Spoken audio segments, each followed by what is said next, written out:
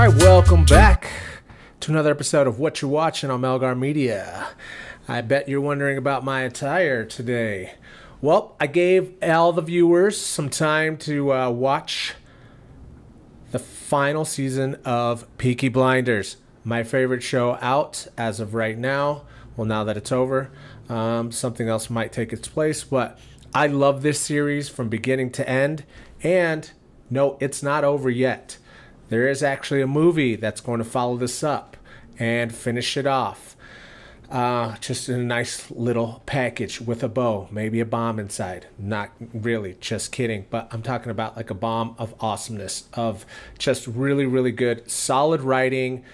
The sets, the attire, everything about this show just hits on all cylinders. Like absolutely so impressive.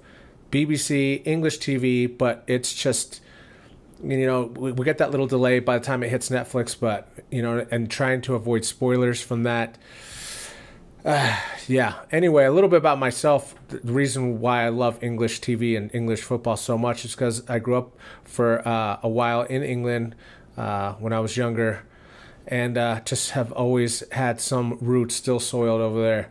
Try to get back as much as possible. But Cillian Murphy, I mean, you can't say enough about his acting skills. Well-rounded actor. This isn't the only thing he's been doing, and I commend him for sticking to this series, knowing that he's got a really crazy busy schedule and really just in high demand. Tom Hardy, everyone that is involved. Helen McCrory, rest in peace. She died right before this final season, but they really did integrate her into the final season extremely well. Finn Cole, you see him right now on Animal Kingdom. He's all over the place doing great things. I don't see him slowing down anytime soon. And then Paul Anderson, who plays Arthur Shelby, is one of my favorite characters as well. All the villains that they've brought through the seasons have all been on point. Adrian Brody, just you know, when they fought the Irish, when they fought the Italians. It's just, I mean, I can't say enough about it. So by order of Melgar Media, please go and check this out, because I give this a 10 out of 10, and I'm really excited for the film. Sad for it to be ending, yes, but sometimes, you know, things can go out on a bad note, and if you milk it for too much and it's ruined, you know, you forget about the series and all the good things that were in it that got you to enjoy it. So it's better to go out on a high note. And I think that the creators really, really knew that. Stephen Knight and everyone that worked on this project, I think all sat down and were like, you know what, let's finish this on a high note. They were going to do a full another season, and they decided to do the 6 seasons and then ended with a film, which I am completely and utterly okay with. So we shall see how this all tops off. I don't want to give away any spoilers. I just have to say that the way that they ended it, and this is based on a real family, obviously dramatized and stretched out for cinematic reasons, but you can look them up, and I'll probably put a picture up here of the actual Shelbys, and you can dive into their actual history and kind of see what they were involved in, and where this story, why they chose this story to embellish on, because it just has so much to work with. But yeah, again, I'm really sad to see the show end, but I'm excited the way that it finished up. Some people probably are a little bit like, oh, we needed more going out with a bang. It followed their lives and things really closely through the time periods. So there was some politics towards the end, and I think it fit the show really well. Anyway, now that I spent 4 minutes on that and gave you my theatrics on it, let's move on to the next topic, and that's going to be also based out of England. The Sex Pistols, a phenom. Short-lived, but amazing. I mean, this Pistols show that was on HULU and FX, the creator Craig Pearce and director Danny Boyle, who did Train Spotting 1 and 2 and Slumdog Millionaire and some other things that you've probably seen that you didn't know he did. He's got a very unique way of directing and shooting, and just the angles and the dirt and grime that he gets from England. You know, him and Guy Ritchie, if they teamed up, I think would probably make the most epic British film imaginable. But side by side, I like them both. Very unique, as I said. This show did not disappoint. I wasn't skeptical because I didn't know too much going into it. I mean, I knew about Sex Pistols, listened to them, obviously, but I didn't know how much that they could do in, you know, the 6 episodes that they did. Or was it 6 episodes, I believe? Let me see here. Just to be sure. Yeah, 1 season, blah, blah, blah. And yeah, 6 episodes. And yeah, I just felt like I was watching a full-length film. You know, I waited till it was over, and then I binged it. And again, the costume designs, the cinematography, the grittiness, all fell perfectly. And it's just raw. And Macy from Game of Thrones is in it. What's her last name? Macy Williams. Was in it, and she's unrecognizable at first. Keeps catching your eye, and you're kind of like, where have I seen this person before? But she plays not a major role, but definitely a major part of the cast, and was thoroughly enjoyable. Loved seeing her get out there and stretch her acting wings. But yes, this is definitely worth a watch. I probably would rewatch this actually, because it's just a good rendition. All the things that you've heard and read, if you know anything about Sex Pistols, they incorporate it in a good way. They over dramatize some scenarios, but evaluate some things that were probably a little bit personal to the family stuff and would be harsh to relive the way that some of these guys went through their life. You know, you go out with a bang. You know, it's better to burn away than to burn out than to fade away type lifestyle. But give that a look. I gave that a solid 8.59 out of 10. High rankings for some of the shows today. You can go watch that on Hulu or FX. And on to the next. Speaking of gangsters, I mean, we're just rolling with the theme. England, gangsters. This is not getting enough hype, I don't believe.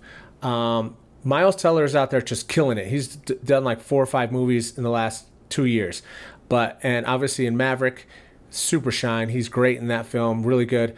So to me, it's a mystery that how he was able to bounce back and forth or go from one to the other. I know that one was filmed a while back, so this had to come after.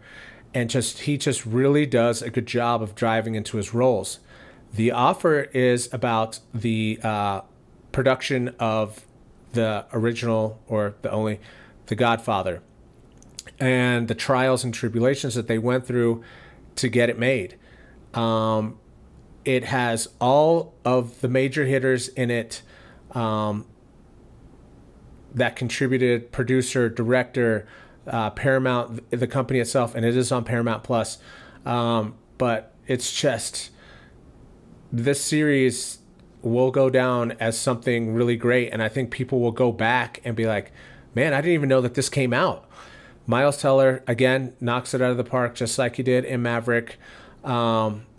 It's going to be great now that people can go back and just binge through it like most things.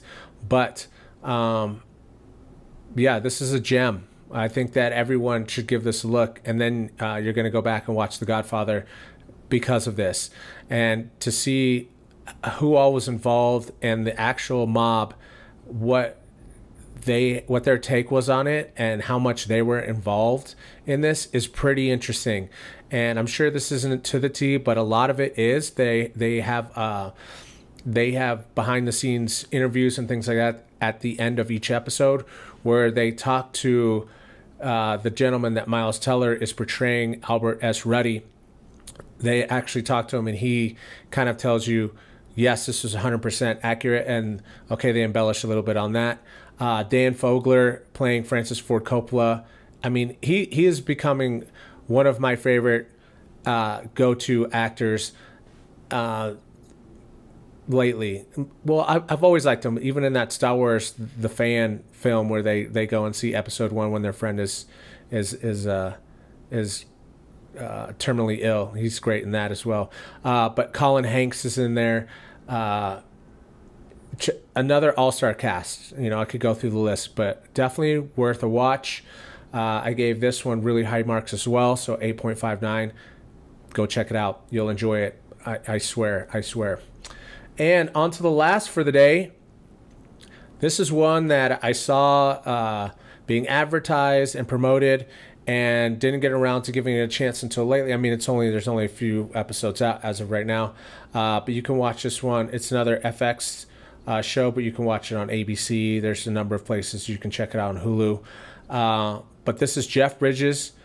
You know, he came out and said that he was ill, but has it under control. Excuse me. Has it under control. You have John Lithgow in it, and this is about a former CIA officer who is living off the grid, finds himself on the run from people that want him killed. So you can tell that he's using his skills, and he's playing his age. He's in his 70s, and he's playing his age. So he's kind of like, in his head, he can't leave the life, but you know, his body isn't exactly going with it. But all of his training kicks in the minute there's like an intruder, or you know, his senses are still in tune with being a CIA agent. So it's not overly done. You're not like, man, this is a very unbelievable scenario. They try to make it as real as possible for having someone his age still be active. John Lithgow's great in it as well. I'm only a few episodes in. So far, so good. So I can't give it a full rating, but out of the episodes that I've seen, 7.58. Yeah, Jeff Bridges, I mean, just taking it home. Another actor that will go down in the history books as one of the best to do it, you know. His charisma and everything is still right on peak. I mean, you watch him and you can't help but to think of when he did King Kong, and you're like, man, he hasn't lost any of it, not a single iota. So cheers to them for knocking this one out of the park as well. The creators of this are Robert Levine and Jonathan S. Steinberg. And I haven't seen the full cast, but the two that I mentioned are obviously leading the ship, so give it a look. So like I said, by order of Melgar Media and the fucking Peaky Blinders, go and check it out. You'll enjoy it. And on that note, don't forget to smash a like below if you're liking this content. And I'll see you on the next one. Much love. Melgar Media out. Peace.